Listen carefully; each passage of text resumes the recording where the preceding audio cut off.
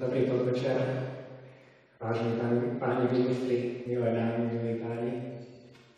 Pozvali ma som, aby som povedal o príbehu firmy Asset. Firmy, ktorú niektorí považujú za modelový príklad úspešnej slovenskej firmy, ktorá je úspešná nielen tu na Slovensku, ale predovšetkým v zahraničí. Príbeh tejto firmy má v tejto chvíli už 27 rokov a tak iste uznáte, že to nebude úplne jednoduchá úloha, pretože pridelili mi 8 minút na to, aby som o tomto porozprával, čo mi dáva približne necelých 18 sekúnd na 1 rok.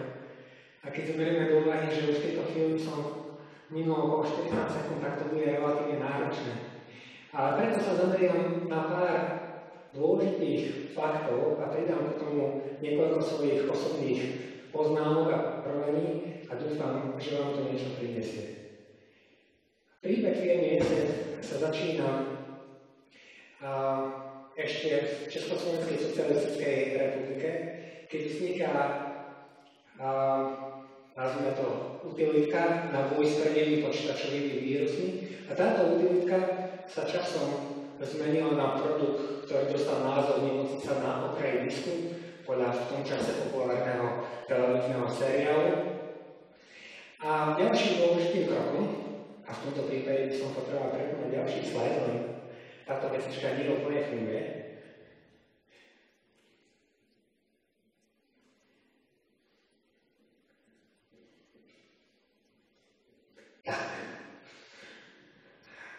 Pokračuje založením firmy Asset v tom, že Československá federatívna republika v roku 1992.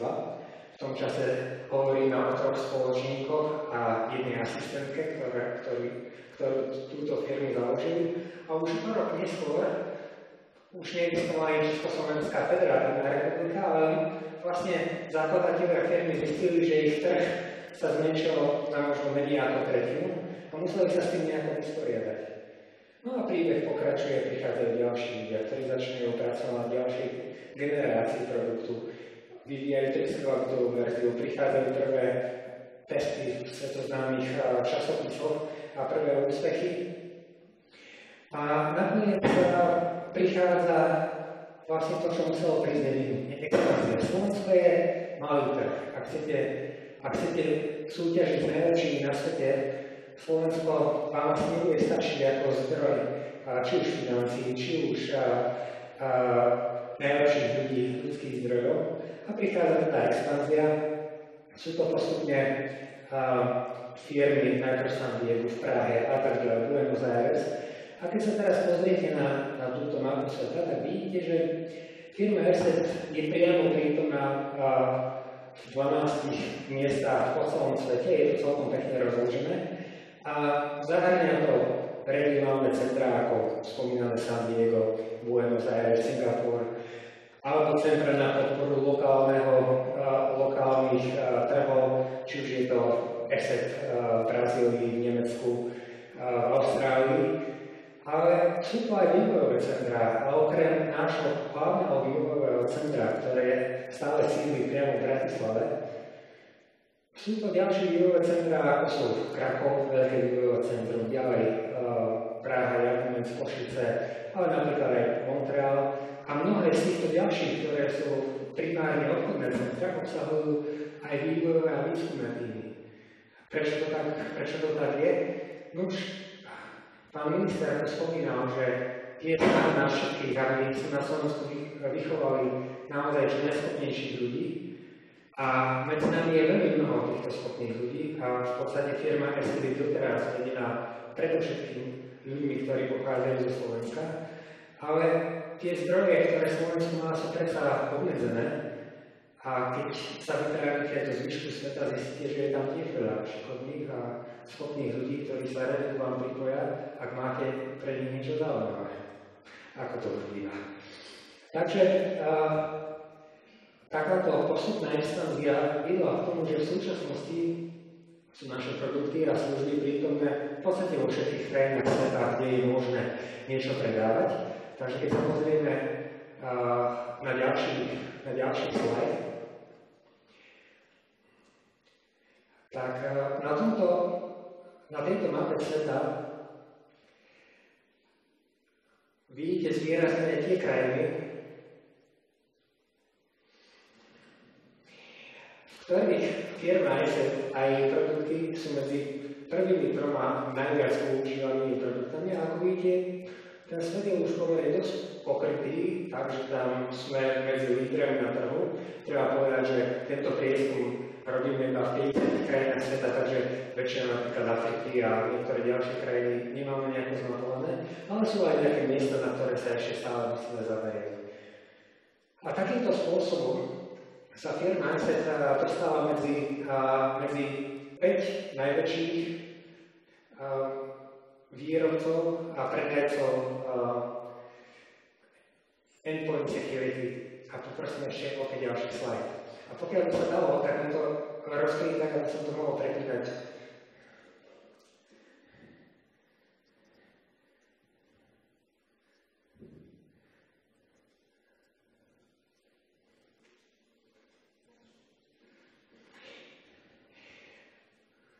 No, myslím si, že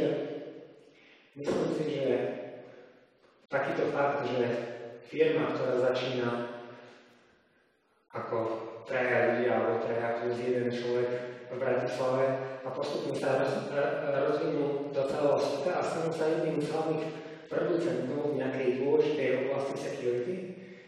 A to sa už asi naozaj dá považovať za úspech. A v tom prípade má zmysel uvažovať nad tým,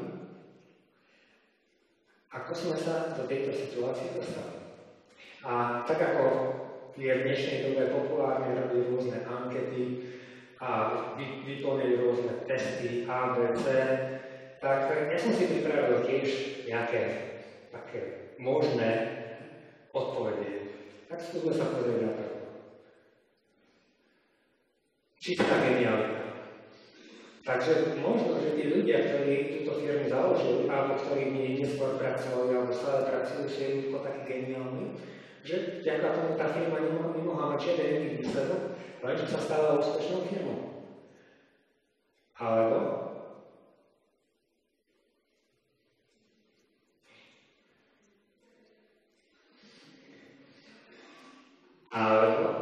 sme možno mali len šťastie. A ako sa hovorí, ľudí majú šťastie, tak ťažko povedať, či by to vyplývalo, alebo, a to by možno bolo viac sedelo k téme tejto konferencie,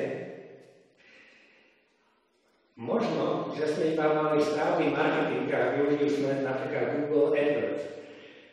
A keď som tu čakal na svoju príležitosť, kým prídem na toto pódium, tak vedľa mňa sedela spoločná firma, ktorá sa starala o túto skvelú organizáciu. A tam povedala, že sa jej veľmi páčil práve tento obrázok, lebo jej pripomínal Rastia Kolicha.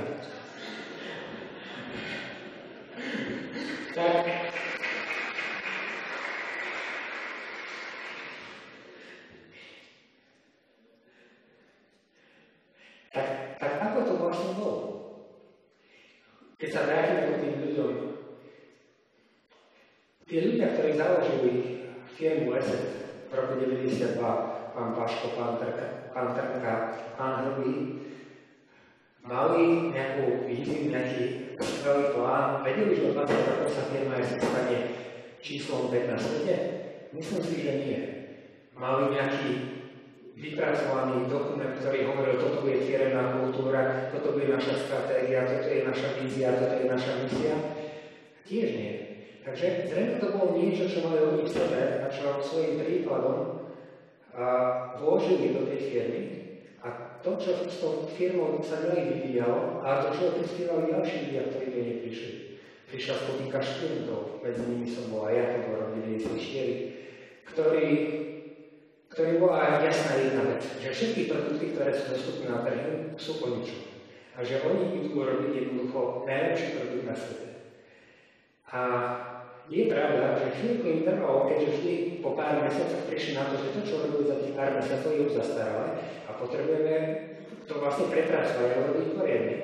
A chvíľku im trvalo, kým sa nejak tak akože dostali do reality, ale nakoniec sa naozaj podarilo robiť produkt, ktorý patril v tých oblastiach, na ktoré sa zameriali a ktoré sa časom ukázali ako naozaj kľúčové, ktoré adaptovali aj ďalšie produkty na trhu.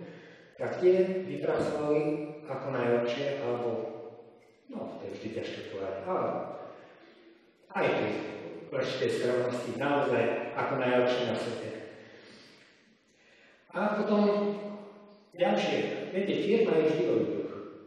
Ono, keď si niekto postaví elektráreň, a tak postaviť elektráreň možno nie je jednoduché, ale keď už raz beží, tak potrebuje mať nejaký personál zacvičený, ktorý ho obsluhuje, ale zase je tá elektráreň a beží sama o sebe, ale firma alebo softwarová firma nie. Tu tvoria ale ľudia a bez ľudí nie je vlastne nič.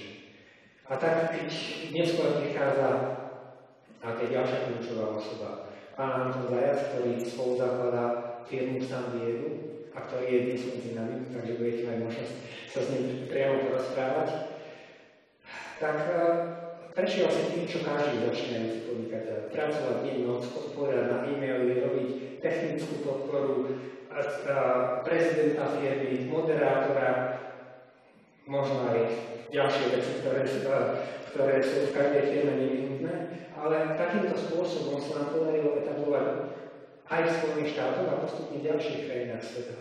Takže to je možno po tej časti o ľuďoch, že ono to nie je nevyhnutne o nejakej genialite, úžasnej stratégii, ale väčšinou je to o tom vytrvať a ísť pekne krok po kroku, deň po dni.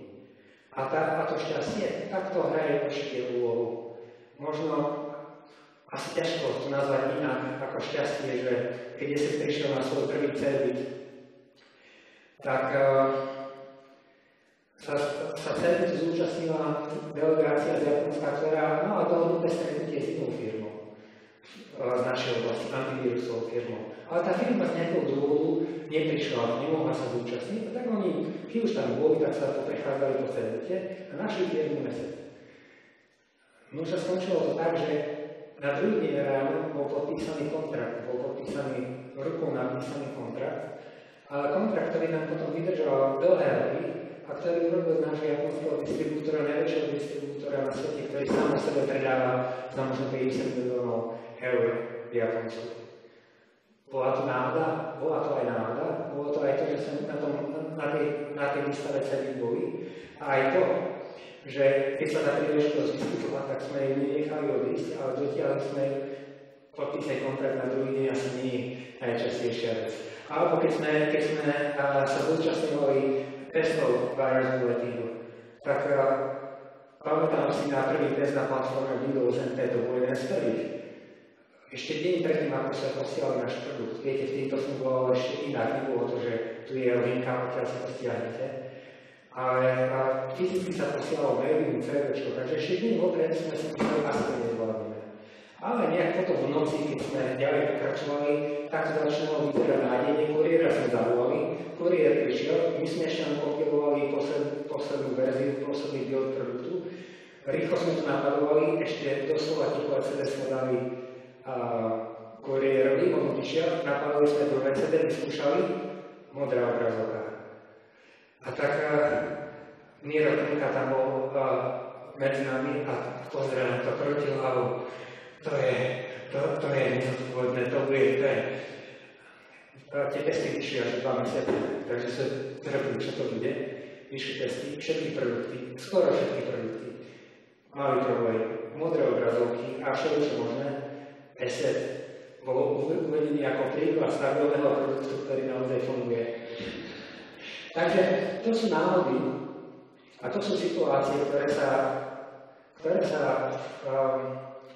sa ESETy dejú a ja na tomto svete žijem kratšie ako viacerí z vás v hľadisku, ale nedá sa nevšimnúť, že ako keď bolo v samotnej podstate tohto sveta niečo, čo ťahá tento svet dopredu, od jednoduchších vecí ku zložitejším. A preto si myslím, že ten svet vo svojej vlastnej podstate má rád dynamiku, má rád hore, dole, pestrosť. A pokiaľ máte záujem o takýto život, či už na profesionálnej alebo osobnej úrovni, tak ja verím, že vás ten svet sám takýmto spôsobom podporí. A niekde je napísané, že Na počiatku bolo slovo. A ja som dnes už povedal veľa slov, dokonca viac ako som mal, lebo mi to už blíkajú dlhý nejakú chvíľu. Ale je predsa jedno slovo, ktoré som vôbec nespomenul počas celej prezentácie, ale ktoré si myslím, že je predkané, alebo to slovo, alebo tá idea, ktorú vyjadruje, tá je predkaná celým príbehom firmy ESET. Ale nemám firmy ESET, ale myslím si, že všetkých úspešných firiem a všetkých úspešných ľudí. A to slovo je odvaha. Vážené dámy, vážení páni, ďakujem vám za pozornosť a želám vám príjemný zvyšok večera.